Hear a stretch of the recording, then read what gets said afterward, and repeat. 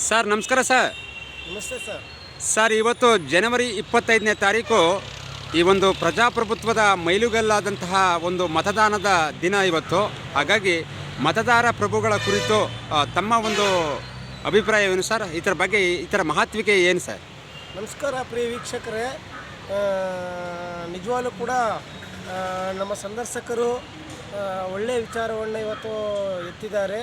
ನಿಜವಾಗ್ಲೂ ಕೂಡ ಭಾರತ ದೇಶ ಇವತ್ತು ಇಷ್ಟೊಂದು ಒಂದು ಸುವ್ಯವಸ್ಥಿತವಾಗಿ ನಡ್ಕೊಬಂದಿದೆ ಅಂತ ಹೇಳಿದ್ರೆ ಭಾಳ ಮುಖ್ಯವಾಗಿರ್ತಕ್ಕಂಥದ್ದು ಮತದಾರ ಪ್ರಭುಗಳೇ. ಭಾರತ ಆಡಳಿತ ಪ್ರಕ್ರಿಯೆಯಲ್ಲಿ ಮತದಾನ ಪ್ರಭುಗಳೇ ಮೊದಲಿಗರು. ಯಾಕಂತೇಳಿದ್ರೆ ಮತದಾನ ಪ್ರಭು ಏನು ತೀರ್ಮಾನ ಮಾಡ್ತಾನೆ ಅದು ಆಡಳಿತ ಸರ್ಕಾರವಾಗಿ ಕನ್ವರ್ಟ್ ಆಗುತ್ತೆ. ಭಾರತ ದೇಶದ ಆಡಳಿತ ವ್ಯವಸ್ಥೆ ಹೇಗಿದೆ ಅಂತೇಳಿದ್ರೆ ಭಾಳ ಮುಖ್ಯವಾಗಿ ನ್ಯಾಯಾಂಗ, ಕಾರ್ಯಾಂಗ ಮತ್ತು ಶಾಸಕಾಂಗ ಅಂತ ಇರ್ತದೆ, ಆಯ್ತಲ್ಲ.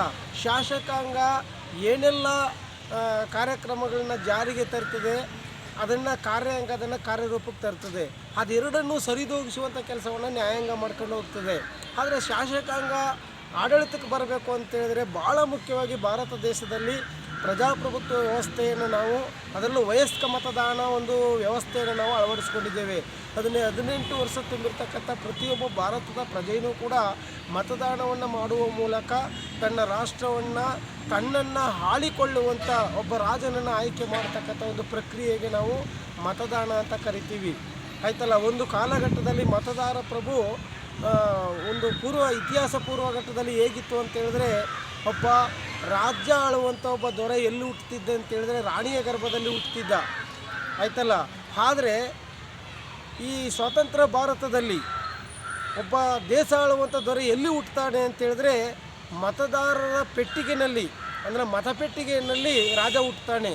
ಅಂದರೆ ನಮ್ಮ ಪ್ರಜೆಗಳು ಯಾವ ವ್ಯಕ್ತಿಯನ್ನು ಆಯ್ಕೆ ಮಾಡ್ತಾನೆ ಅವರು ಈ ದೇಶವನ್ನು ಆಳುವಂಥ ಒಬ್ಬ ಸುಪ್ರೀಂ ಅಧಿಕಾರಿ ಆಗ್ತಾರೆ, ಸುಪ್ರೀಂ ಆಡಳಿತಗಾರರಾಗ್ತಾರೆ. ಅಂಥ ಒಂದು ವ್ಯವಸ್ಥೆಯನ್ನು ಕಲ್ಪಿಸಿಕೊಟ್ಟಂಥ ಇವತ್ತು ಮತದಾರ ದಿನಾಚರಣೆಯ ಶುಭಾಶಯಗಳನ್ನ ನಾನು ಇಡೀ ಭಾರತ ದೇಶದ ಪ್ರತಿಯೊಬ್ಬ ನಾಗರಿಕ ಪ್ರಜೆಗಳಿಗೂ ಕೂಡ ನಾನು ತಿಳಿಸ್ಲಿಕ್ಕೆ ಇಷ್ಟಪಡ್ತೀನಿ.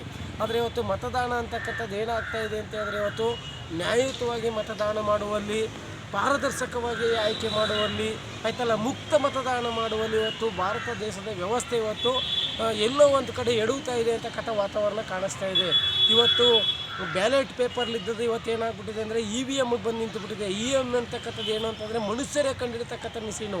ಅದನ್ನು ಮನುಷ್ಯರೇ ಹೇಗೆ ಬೇಕಾದನ್ನು ಆಗಿ ಕನ್ವರ್ಟ್ ಮಾಡ್ಕೋಬೋದು.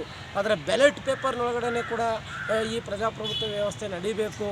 ಮತ್ತು ಮತದಾರ ಪ್ರಭುಗಳಿಗೆ ಮುಕ್ತವಾಗಿ ತಾವು ಇಷ್ಟಪಟ್ಟಂಥವ್ರನ್ನ ಆಯ್ಕೆ ಮಾಡುವಂಥ ಒಂದು ಅವಕಾಶವನ್ನು ನಾವು ಕಲ್ಪಿಸಿಕೊಡ್ಬೇಕು. ಇವತ್ತು ಕೂಡ ಭಾರತ ದೇಶದ 48% ಮತದಾರರಿಗೆ ಮತದಾನ ಮಾಡುವ ಪ್ರಕ್ರಿಯೆನೇ ಬರೋದಿಲ್ಲ. ಅವರನ್ನು ಒಬ್ಬರು ಕರ್ಕೊಂಡೋಗಿ ಓಟ್ ಹಾಕಿಸ್ಬೇಕು, ಮತದಾನದ ಮೌಲ್ಯದ ಬಗ್ಗೆ ತಿಳಿಸ್ಬೇಕು, ಆಯ್ತಲ್ಲ. ಮತ್ತು ಇಲ್ಲಿರ್ತಕ್ಕಂಥ ಭಾರತ ದೇಶದಲ್ಲಿರ್ತಕ್ಕಂಥ ಈ ಪಕ್ಷ ನೀತಿ, ಜಾತಿ ನೀತಿ, ಈ ಧರ್ಮ ನೀತಿ ವ್ಯವಸ್ಥೆಗಳಿದೆಯಲ್ಲ ಅವುಗಳು ಎಲ್ಲೋ ಒಂದು ಕಡೆ ನಮ್ಮ ಮತದಾರ ಪ್ರಭುಗಳನ್ನು ಹಿಡುವಂಥ, ಎದುರಿಸುವಂಥ ಮತ್ತು ಅವರಿಗೆ ಮುಕ್ತವಾಗಿ ಮತದಾನ ಮಾಡಲಿಕ್ಕೆ ಅವಕಾಶ ಮಾಡಿಕೊಡದೇ ಇರತಕ್ಕಂಥ ಒಂದು ವಾತಾವರಣ ಸೃಷ್ಟಿಯಾಗಿದೆ.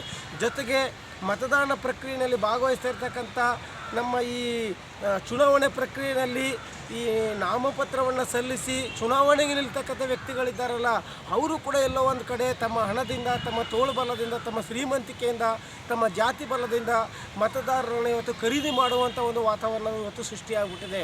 ಇವತ್ತು ಮತ ಅಂದರೆ ಸಾಕು, ಇವತ್ತು ದುಡ್ಡು, ಚಿನ್ನ, ಬಣ್ಣ, ಬಂಗಾರವನ್ನು ಖರೀದಿಸ್ಕೋಬೋದು.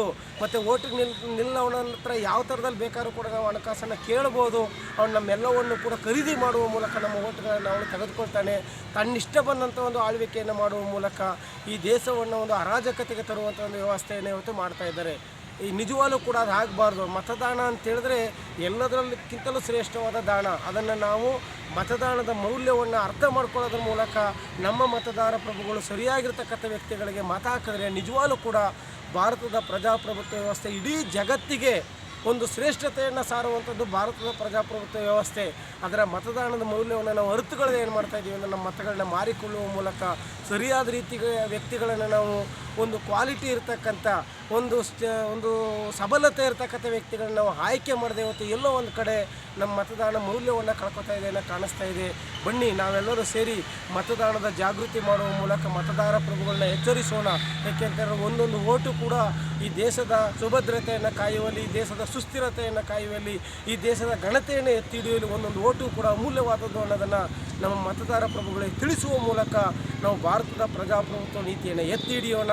ನಾವೆಲ್ಲರೂ ಆಳ್ವಿಕೆ ಪ್ರಕ್ರಿಯೆಯಲ್ಲಿ ನಾವೆಲ್ಲರೂ ಕೂಡ ಪಾಲುದಾರರಾಗಿ ಉತ್ತಮ ವ್ಯಕ್ತಿಗೆ ಆಯ್ಕೆ ಮಾಡುವ ಮೂಲಕ ನಾವು ಮುಂಬರುವ ತಾಲೂಕು ಪಂಚಾಯತಿ, ಜಿಲ್ಲಾ ಪಂಚಾಯತಿ ಚುನಾವಣೆಗಳಲ್ಲಿ ಉತ್ತಮವಾಗಿರ್ತಕ್ಕಂಥ ವ್ಯಕ್ತಿಗಳನ್ನ ಗೆಲ್ಲಿಸುವ ಮೂಲಕ ನಾವು ಭಾರತದ ಪ್ರಜಾಪ್ರಭುತ್ವ ನೀತಿಯನ್ನು ಎತ್ತಿ ಹಿಡಿಯೋಣ. ಅದೇ ನಮ್ಮೆಲ್ಲರ ಆಶಯ. ಮತದಾರ ಪ್ರಭುವೇ ಭಾರತದ ಶ್ರೇಷ್ಠ ವ್ಯಕ್ತಿ ಅಂತಕ್ಕಂಥದ್ದನ್ನು ನಾವೆಲ್ಲರೂ ತೋರಿಸಿಕೊಳ್ಳೋಣ. ತುಂಬ ಧನ್ಯವಾದಗಳು ಸರ್. ಈ ಒಂದು ಮತದಾನದ ಬಗ್ಗೆ ಬಹಳ ಸವಿಸ್ತರವಾದಂತಹ ಒಂದು ಮಹತ್ವರವಾದಂತಹ ಒಂದು ಮಾಹಿತಿಗಳನ್ನು ತಿಳಿಸ್ಕೊಟ್ರೆ. ಹಾಗಾಗಿ ತಮಗೆ ಹೃದಯಪೂರ್ವಕ ಧನ್ಯವಾದಗಳು. ನಮಸ್ಕಾರ. ಥ್ಯಾಂಕ್ ಯು ರಾಜಣ್ಣ ಅವರೇ, ಥ್ಯಾಂಕ್ ಯು.